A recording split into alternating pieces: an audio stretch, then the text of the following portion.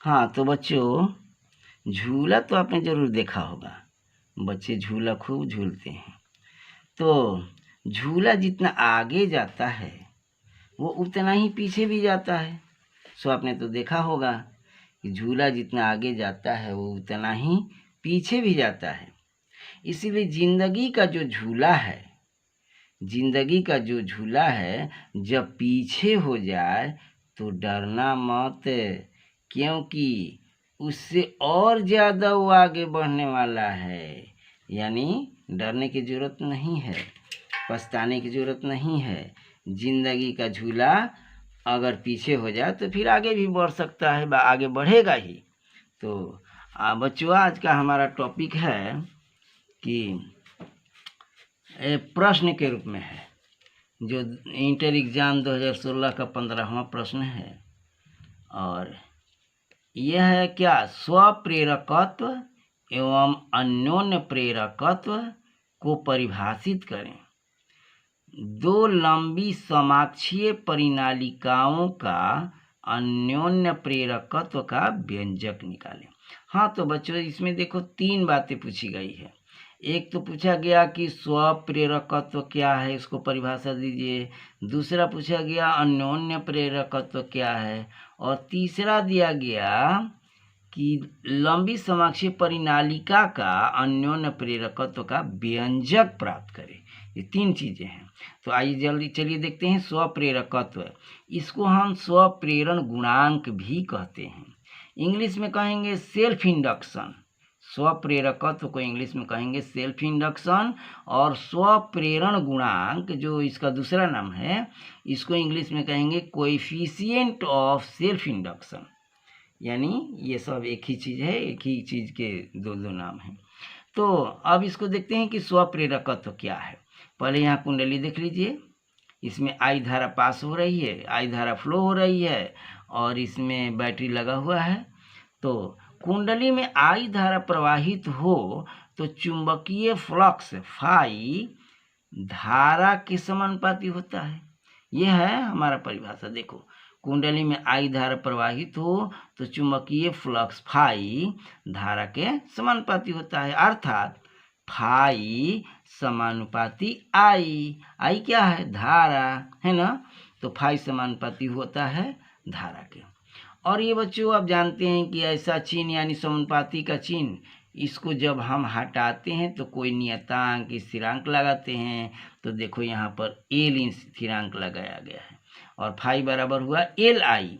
हाँ तो देखो, इसी नियतांक एल को हम कहते हैं स्वप्रेरकत्व। देखो लिखे हैं ना, नियतांक एल को स्वप्रेरकत्व या स्वप्रेरण गुणांक कहा जाता है ना। स्वप्रेरकत्व क्या है, यही नियतांक एल, इसी एल को हम कहते हैं स्वप्रेरकत्व। तो अब चलते हैं, अब आप समझ गए होंगे स्वप्रेरकत्व क्या है। अब चलते हैं अन्योन्य प्रेरकत्व। अन्योन्य प्रेरण गुणांक भी इसको कहते हैं और इसका इंग्लिश है म्यूचुअल इंडक्शन। अन्योन्य प्रेरकत्व का इंग्लिश हुआ म्यूचुअल इंडक्शन। और एक और नाम है अन्योन्य प्रेरण गुणांक, इसका इंग्लिश है कोएफिशिएंट ऑफ म्यूचुअल इंडक्शन। भाई दो नाम है तो इसे घबराने की बात नहीं है। अब देखो, यहाँ 2 क्वाइल है। एक कुंडली है पी, जिसे प्राथमिक कुंडली कहते हैं या इंग्लिश में प्राइमरी क्वाइल कहते हैं, जो पी से हमने सूचित किया है। और यहाँ देखो दूसरा है एस, इसको हम सेकेंडरी क्वाइल या द्वितीयक कुंडली कहते हैं। किसको, एस को, है ना। तो आइए चलते हैं, म्यूचुअल इंडक्शन क्या है यानी अन्योन्य प्रेरकत्व क्या है। यदि प्राथमिक कुंडली पी में, देख लो ये पी है ना, प्राथमिक कुंडली पी में आई धारा प्रवाहित हो, देख लो यहाँ से आई धारा प्रवाहित हो रही है ना। आई धारा प्रवाहित हो, यहाँ पर आई धारा प्रवाहित हो रही है। तो देखो, यदि प्राथमिक कुंडली पी में आई धारा प्रवाहित हो तो द्वितीयक कुंडली एस में एस के चुंबकीय फ्लक्स फाई धारा के समानुपाती होता है। यानी इसमें जो है धारा प्रवाहित जब हम करते हैं पी में, प्राइमरी कॉइल में, तो यह सेकेंडरी कॉइल में भी धारा का प्रवाह होने लगता है। तो इसमें जो फ्लक्स परिवर्तन होता है वह धारा के समानुपाती होता है यार। हाँ, तो बच्चों ये देखो, कहता है कि यदि प्राथमिक कुंडली में आई धारा प्रवाहित हो, इस प्राथमिक कुंडली में आई धारा प्रवाहित हो, तो द्वितीय कुंडली एस के चुंबकीय फ्लक्स फाई धारा के समानुपाती होता है। यानी फाई समानुपाती हुआ आई का, फाई प्रोपोर्शनल टू आई। अब इसमें आप जानते हैं कि चिन्ह को जब हटाते हैं तो हम कोई नियतांक स्थिरांक देते हैं। तो यहाँ पर हमने नियतांक दे दिया एम म्यूचुअल के लिए। तो इसी नियतांक एम को हम कहते हैं अन्योन्य प्रेरकत्व।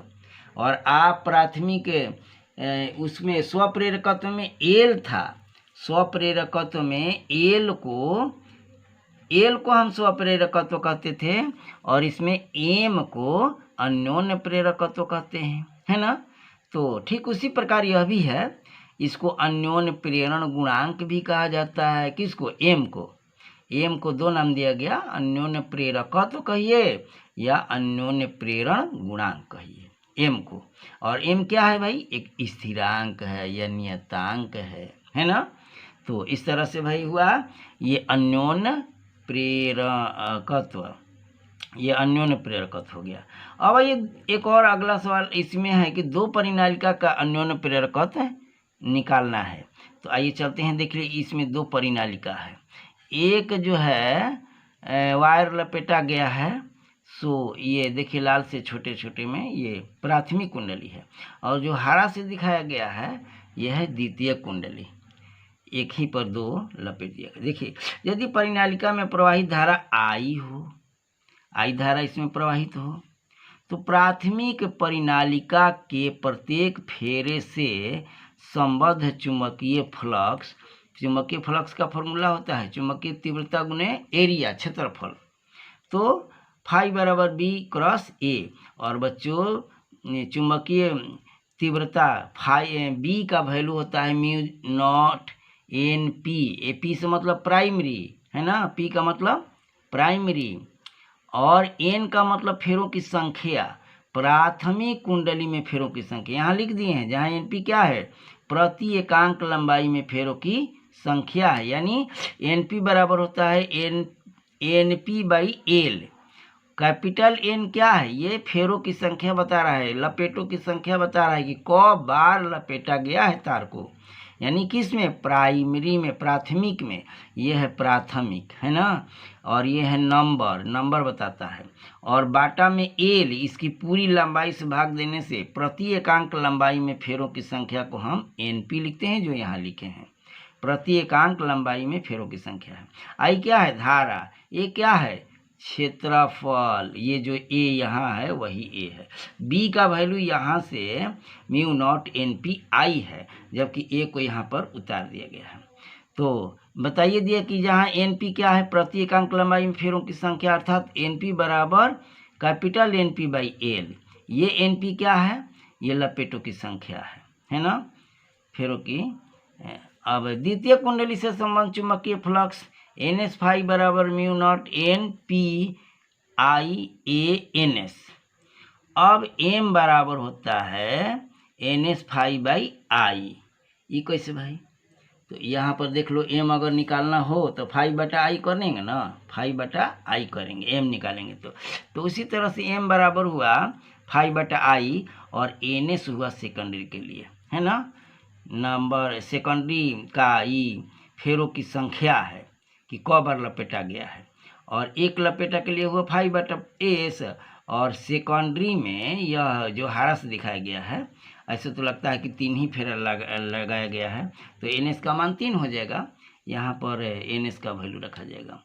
यहाँ पर लिख दिए हैं, चूँकि फाई बराबर एम आई होता है, तो एम निकालेंगे तो फाई बटा आई हो जाएगा, फाई बटा आई। और एन एस हम इसलिए लिखे हैं कि सेकेंडरी कॉइल में कि जितने फेरे होंगे उसकी संख्या है। अगर 10 फेरे हैं तो यहाँ 10 लिखा जाएगा।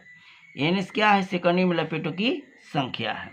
तो अब इसी का वर्णन किया गया। आई बराबर हम इसका पूरा वैल्यू एन एस हमने लिख दिया, और फाई का वैल्यू भाई देख लो, एन एस फाई का वैल्यू यहाँ पर लिखा गया है, और उसको यहाँ पर हमने लिखा, और इसमें आई काट दिया, तो एन आई काटने के बाद ए बचा, और तब इसको में जो बचा है उसको यहाँ हमने लिखा म्यू नॉट एन एस, और इसके बाद एन पी और बटा एल, और ये है ए, और इस तरह से हमारा टोटल मान मिला m बराबर mu naught N P N S A by L.